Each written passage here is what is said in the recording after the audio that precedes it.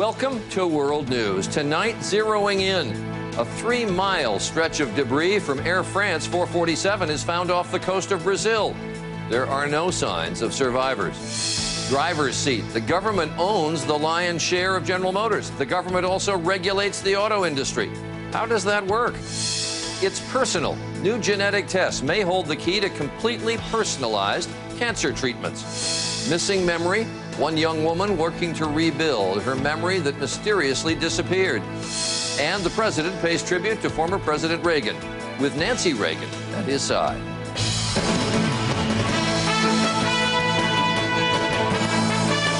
From ABC News headquarters, this is World News with Charles Gibson. Good evening. Some debris has been found in the Atlantic, and Brazil's defense minister says it is definitely from Air France Flight 447.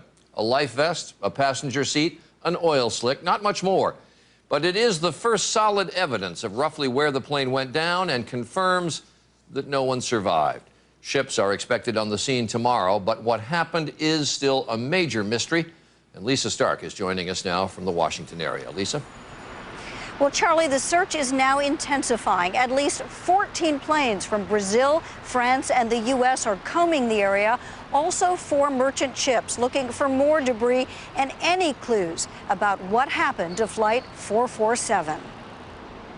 It was from a perch high above the Atlantic Ocean, 600 miles off the coast of Brazil, that searchers spotted what they now say are pieces of the plane.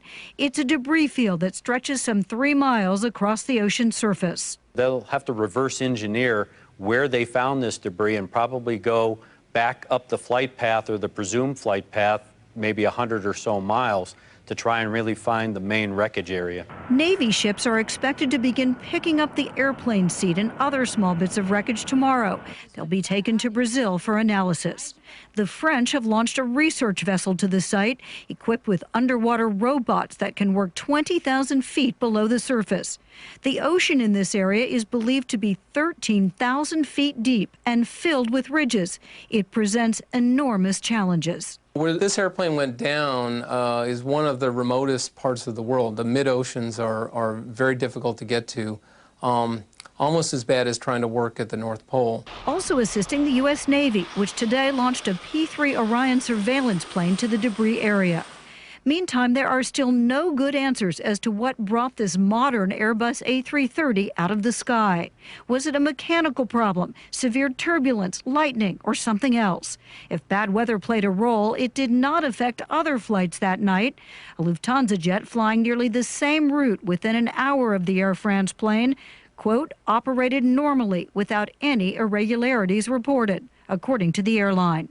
No doubt crash investigators are now scrutinizing the few clues from the Air France plane itself. Automatic maintenance messages sent just before the jet disappeared. It's giving you a little bit of a breadcrumb history of what was happening on the airplane somewhere in the final few minutes of its flight. What investigators really want to find, of course, are the plane's black boxes, the voice recorder, the data recorder. It will be a race against time to locate them underwater. Those boxes will emit a signal for just 30 days. Charlie? Lisa Stark outside Washington, thanks to you. And John Nance is our aviation consultant. He joins us now. John, Professor Hansman, when he was talking to Lisa, said this cannot remain a mystery, that it has to be solved. Why is it so critical?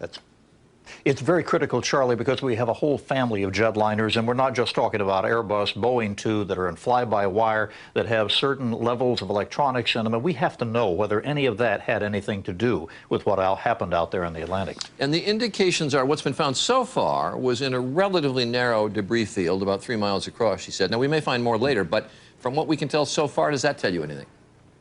Yes, it does, and it kind of reverses where we were yesterday when we thought that debris field was going to develop as a fairly large area. The fact that it's contained at 3 miles, even after 24 hours of drifting and winds and so on, pretty much indicates that if nothing else is found out there, the airplane entered the water pretty much intact. Now, there may have been a part or two that entered someplace close by, but not with it, but it largely entered the water probably at high speed. And as we talked about last night, the last signal from the airplane indicated electrical problems. Could that be fire? It could be, and of course we have precedent in Swiss Air 111 a number of years ago that crashed in Peggy's Cove in Nova Scotia, but in that case there was plenty of time for discussion, and in fact that was one of the things that brought them down. They could have made a dive at the airport and gotten in. Here they were out over water, but there was no communication, and there was more than adequate means of communication if they had a problem like that. All right, the mystery remains. I suspect John will be talking about it again. John Nance in Seattle, thank you very much. There were 228 passengers and crew on board. They represented 32 nationalities. Most were French, Brazilian, German. There were 3 Americans, including a geologist, Michael Harris, and his wife, Ann. They had moved from Houston to Brazil nearly a year ago.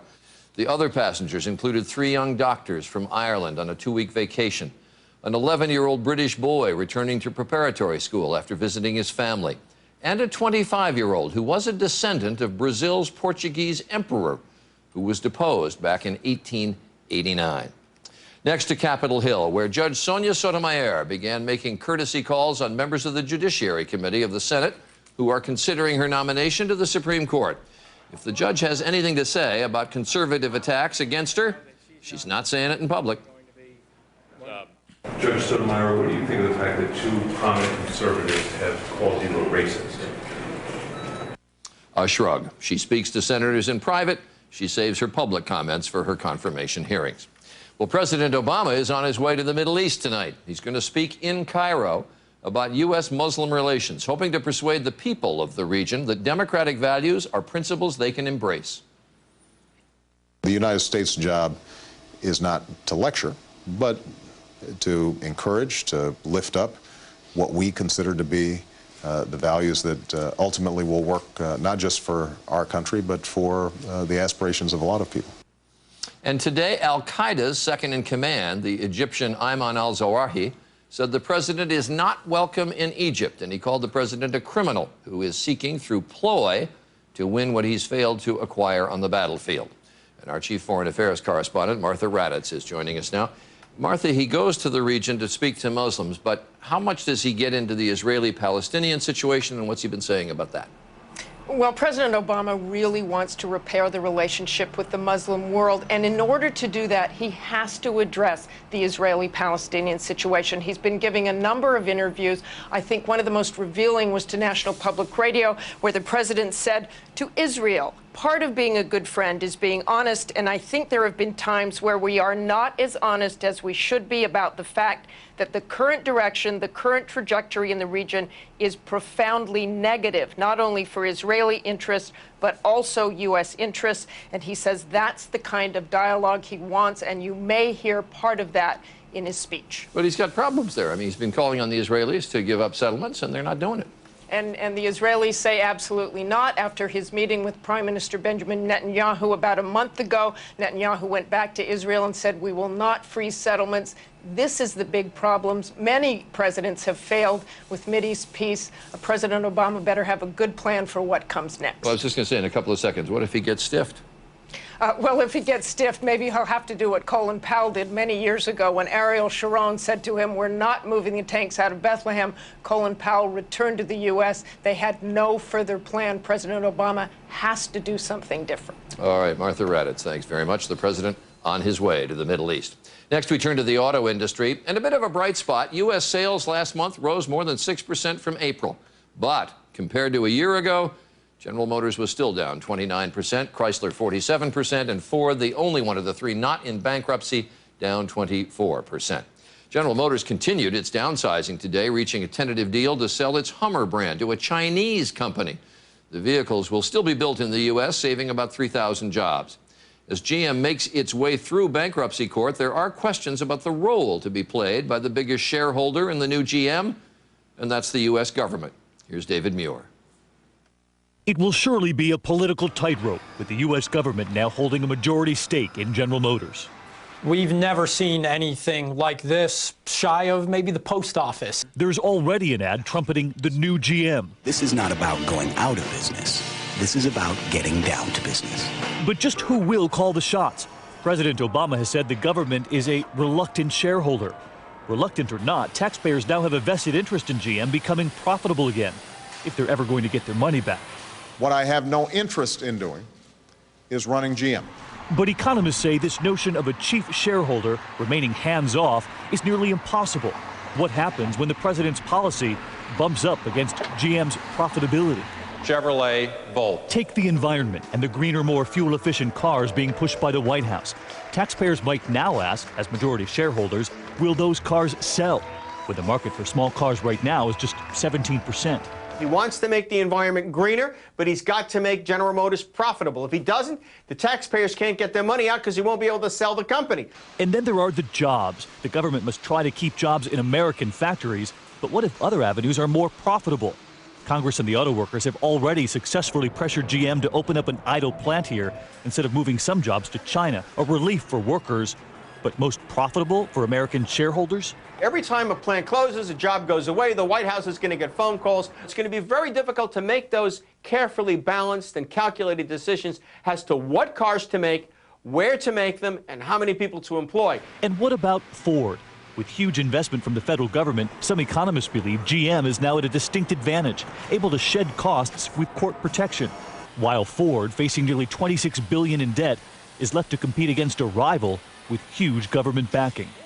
Still, others tonight say Ford could actually win in the end because Ford's cars and trucks, Ford's image, won't be stigmatized by bankruptcy like GM and Chrysler. A lot of consumers are wary of buying a car from an automaker that's filed for Chapter 11.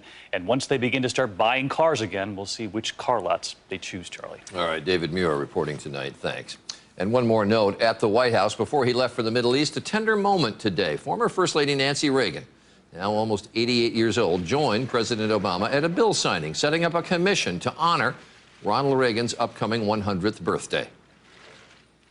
There are few who are not moved by the love that Ms. Reagan felt for her husband, and fewer still who are not inspired by how this love led her to take up the twin causes of stem cell research and Alzheimer's research. I look forward to seeing the fruits of this commission's work culminating in the celebration of President Reagan's life on the occasion of his 100th birthday. Ms. Reagan, let's go sign this bill. Okay. Okay. And so they did. Still ahead on World News, a promising advance in the fight against cancer, the most far-reaching step yet in personalized care. Governor Schwarzenegger's dire warning to California. The poor, the hungry, the very young, all facing painful cuts. And how basketball is helping a young woman find her way back after her memory was completely wiped out in an instant. This is World News with Charles Gibson. Brought to you by the United States Postal Service. You know, I sell tools. Tools are uncomplicated. Nothing complicated about a pair of 10-inch hose clamp pliers. You know what's complicated? Shipping. Shipping's complicated. Not really. With priority mail flat rate boxes from the Postal Service, shipping's easy. If it fits, it ships anywhere in the country for a low flat rate. That's not complicated. No. Come on. But handshake? Right here. All right. Priority mail flat rate boxes, only from the Postal Service. A simpler way to ship. If you've had a heart attack caused by a completely blocked artery, another heart attack could be lurking, waiting to strike. A heart attack caused by a clot, one that could be fatal. But Plavix helps save lives. Plavix, taken with other heart medicines, goes beyond what other heart medicines do alone to provide greater protection against heart attack or stroke and even death by helping to keep blood platelets from sticking together and forming clots. Ask your doctor about Plavix, protection that helps save lives. If you have a stomach ulcer or other condition that causes bleeding, you should not use Plavix. When taking Plavix alone or with some other medicines, including aspirin, the risk of bleeding may increase, so tell your doctor before planning surgery. And always talk to your doctor before taking aspirin or other medicines with Plavix, especially if you've had a stroke. If you develop fever or unexplained weakness or confusion, tell your doctor promptly, as these may be signs of a rare but potentially life-threatening condition called TTP, which has been reported rarely, sometimes in less than 2 weeks after starting therapy. Other rare but serious side effects may occur. If you take Plavix with other heart medicines, continuing to do so will help increase your protection against a future heart attack or stroke beyond your other heart medicines alone. You may be feeling better, but your risk never goes away. Help stay protected. Stay with Plavix. My doctor told me something I never knew. As we get older, our bodies become less able to absorb calcium. He recommended Citracal. It's a different kind of calcium, calcium citrate, with vitamin D for unsurpassed absorption to nourish your bones. I'm Mark Goldston, Chairman and CEO of Net Zero. Here's a plan for America's broadband users to save $16 billion a year and $300 individually. Switch to Net Zero dial-up at $9.95 per month. Call 1-800-NET-ZERO or go to netzero.com. Pepto-Bismol, nausea, heartburn, indigestion, upset stomach, diarrhea. Yeah, my buddy's got all that. Do we need to buy a bunch of different medicines? Oh, no. Pepto alone relieves all 5 symptoms, plus gas, too. Dude, we're covered. Enjoy the game. Easy. Pepto-Bismol. Yep, you're covered. Medical news comes next, and the most ambitious effort yet in personalized cancer care. The hospital leading the way is Massachusetts General in Boston, where doctors are now beginning to screen the tumors of every single cancer patient, looking both for genetic changes and clues that tell them how to personalize cancer treatments. As John McKenzie reports, it is medicine on the cutting edge. It is an unprecedented reconnaissance mission, the most thorough genetic search of a patient's tumor, to better understand how it started and how to defeat it. Every tumor has a genetic flaw which is driving that cancer. And if we can figure out for each individual tumor what that flaw is, that will allow us to match the tumor to effective drugs. Typically, drug treatments are chosen based on where in the body a cancer is found. But increasingly, we have a much more sophisticated understanding of the genetic changes that occur in cancer. And hand in hand with that knowledge, we also have new and improved targeted drugs. in some cases, screening tumors for 120 genetic flaws has revealed totally unexpected targets. This is part of a genetic profile from a patient with colon cancer. And what we found here is a genetic abnormality which is normally associated with skin cancer. So that means this patient's colon cancer might actually be treated with a new skin cancer drug. Linnea Duff is alive today thanks to genetic screening. I was basically preparing for the end of my life. Duff had never smoked, but at 48 she had end-stage lung cancer. 3 chemo drugs proved useless. Then doctors genetically screened her tumor and found a rare change or mutation, one that happened to be the exact target of a drug in clinical trials. Watch, within months, Duff's lung cancer disappeared.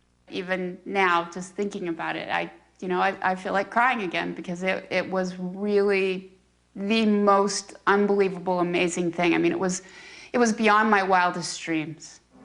But with more extensive genetic testing, doctors say more patients may find their wildest dreams may not be so wild after all. John McKenzie, ABC News, Boston. And coming up, the harsh new reality facing 37 million people in California. My name is Chef Michael, and my dog Bailey and I love to hang out in the kitchen so she can watch me cook. You just love the aromas of beef tenderloin and, rotisserie chicken. Yes, you do. Yeah, you're so special, you deserve a very special dog food. Introducing Chef Michael's Canine Creations, the deliciously different way to serve up your love at mealtime. Chef-inspired, dog-desired.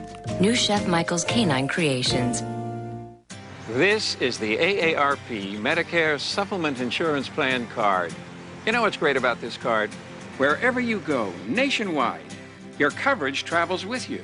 And that's just one of the many reasons you need the card you can trust. Because with AARP Medicare Supplement Insurance Plans, you can apply year-round, talk with personal health insurance advisors, and so much more. If you're turning 65 or older, or you've already enrolled in a Medicare supplement plan, call for this free information kit and Medicare guide. These are the only Medicare supplement insurance plans exclusively endorsed by AARP. These plans, insured by United Healthcare Insurance Company, help cover some of your medical expenses not covered by Medicare alone. This could save you thousands of dollars. Want your choice of doctors or hospitals, virtually no claim forms, and no referrals needed to see a specialist? Call for your free kit. Yep, this is one great card. We'll be experiencing turbulence. Please secure your belongings. Glad Press and Seal Wrap. Just pull, place, and press. It gives you a spill-proof seal and makes instant bags to help keep food fresh. To seal almost anything, Glad Press and Seal Wrap. Get Glad. If you purchased Bextra and/or Celebrex on or before July 29, 2005, you could get money back from a class action settlement fund. The lawsuit claims that consumers paid more for Bextra and/or Celebrex than for comparable pain relievers. Call 1-800-547-9360. That's 1-800-547-9360. Or visit BextraCelebrexSettlement.com for information on your legal rights and filing a claim. Of all the things made just for men, maybe this is one of the most important. New Centrum Silver Ultra Men's, a complete multivitamin for men over 50. It has antioxidants and vitamin D to support your prostate and colon. New Centrum Silver Ultra Men's. Minnesota's Republican Governor Tim Pawlenty fueled new speculation that he might run for the White House today when he announced he will not seek a third term as governor. Pawlenty, widely thought to be a potential GOP presidential candidate in 2012, said talk of a White House bid is premature, and he'll be focused on finishing his work as governor.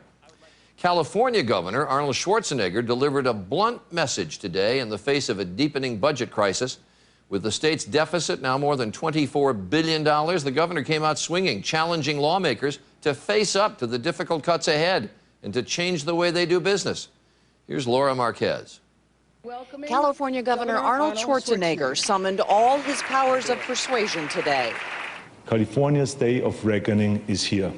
Our wallet is empty, our bank is closed, and our credit is dried up. His proposed cuts would be extremely painful. $5 billion stripped from education. 1 million low-income children dropped from public health care. 500,000 families thrown off welfare. And hundreds of state parks closed. And that's just the beginning. Education and social services continue to end up on the chopping block for one simple reason. In California, it's a lot easier to make cuts than it is to raise taxes. 30 years ago, voters passed Proposition 13, which required the approval of 2/3 of the legislature to raise taxes, a virtual impossibility.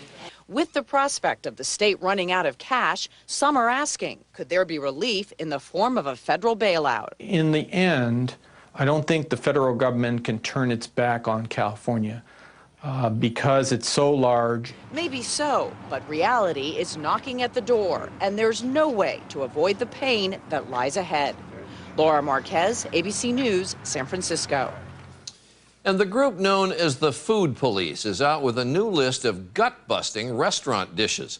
The Center for Science in the Public Interest says the worst of the worst include the Cheesecake Factory's fried macaroni and cheese, Applebee's quesadilla burger, a bacon cheeseburger stuffed into a quesadilla, and Chili's Big Mouth Bites. These are little burgers that pack a day's worth of calories.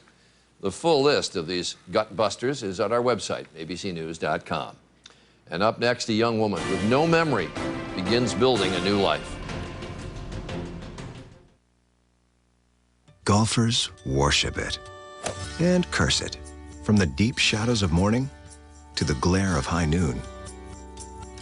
Light is everything out here. Transitions lenses enhance contrast by helping reduce glare so you can see clearly in all light conditions while helping protect your eyes from the harmful UV rays of the sun. Go on. Live your vision. Out here and everywhere. Ask your eye care professional today about Transitions lenses. I'm gonna do another one of my sleep studies. Advil PM or Tylenol PM. With Advil PM, she's spending less time lying awake with aches and pains and more time asleep. You should switch to Advil PM, the better night's sleep. Tenna asks, have you been here? Take me in your arms, rescue me. I want your tender touch. Come on and rescue me. Like that's ever gonna happen. So make sure you're protected with Tenna Serenity's complete line of bladder weakness products. Tenna, real protection for real life. Now, Tenna protective underwear comes specially designed for women and for men for better fit and protection. I have COPD, which makes it hard to breathe. But now that I'm breathing better with Advair, I can enjoy the zoo with my grandkids. For people with COPD, including chronic bronchitis, emphysema, or both, great news. Advair helps significantly improve lung function. While nothing can reverse COPD, Advair is different from most other medications because it contains both an anti-inflammatory and a long-acting bronchodilator working together to help you breathe better. Advair won't replace fast-acting inhalers for sudden symptoms and should not be used more than twice a day. People with COPD taking Advair may have a higher chance of pneumonia.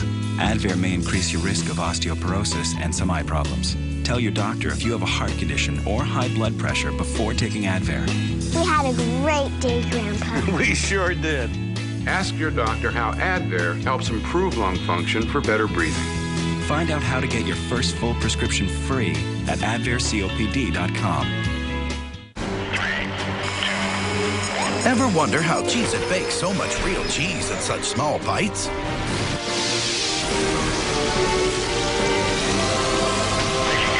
Well, now you know. Cheez-It, the big cheese. In my life, I've seen cities abandoned, plague sweep across our country, and none of us saw it coming. It's the year 2100, and I survived. Tonight at 9 on ABC, Earth 2100. To change the future, first you have to imagine it. Tomorrow, Obama's first visit to the Middle East as president, and Chris Cuomo is right there in Cairo with live reports. Can Obama repair U.S. relations? Plus, Chris on the trail of an Egyptian man who stole this American woman's daughter, only on Good Morning America. And go to abcnews.com, click GMA to hear what the president wants to say in the Middle East. Finally tonight, a young woman in Washington state suffering from a rare case of amnesia. Everything she'd known and learned in her 19 years was lost in an instant. But on her road to recovery, she has found loyal and caring friends. Here's Neil Karlinski. Even surrounded by friends, Kayla Hutchison is alone in the world, wearing a smile that says everything is okay, while inside, she's a stranger to even herself. I have to act kind of normal so no one is awkward around me. Her entire life was wiped clean from her memory right here, practicing the game she loves at tiny Walla Walla Community College, where she ran head-on into another player. She had a bloody nose, but otherwise seemed fine and came right back to practice. It wasn't until later that night that her roommates noticed something was seriously wrong. She didn't know our names, who we were, where she was, what her name was, how old she was, who her dad was. She didn't know anything. In these few pictures taken days after the accident, she appeared dazed and bewildered. She had the language skills of a toddler.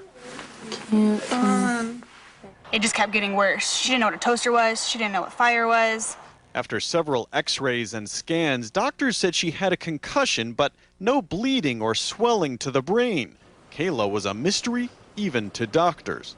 The sequence of nucleotides in these The decision was made to keep her in school in familiar territory, where teammates guarded her fiercely, tutored her, and slowly brought her back. They're the most responsible kids I've ever been around.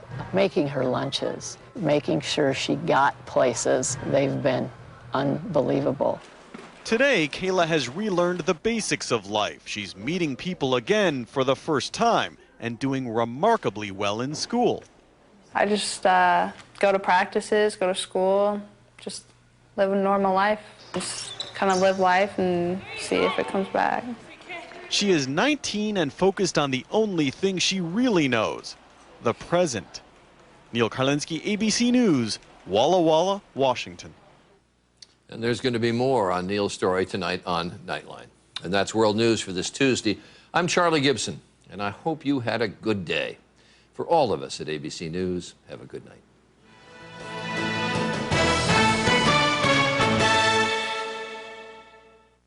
In my life, I've seen cities abandoned, plague sweep across our country, and none of us saw it coming. It's the year 2100, and I survived. Tonight at 9 on ABC, Earth 2100. To change the future, first you have to imagine it. Watch Nate make a mother's wish come true. A dream makeover for a family that will touch your heart. Next Oprah, tomorrow at 3 on ABC 7. I'm Katie from Cincinnati. I lost 78 pounds on Jenny Craig.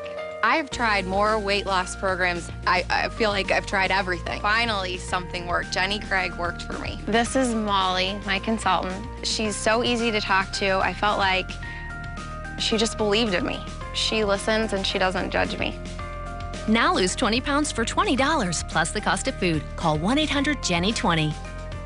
This is how I feel. I did it. That's how I feel. We have a water shortage. So why do we continue to waste water? With leaky sprinklers.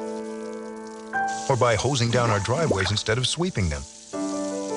and by taking anything longer than a 5-minute shower. Southern California is getting drier. Go to BeWaterWise.com. Find out how your community is dealing with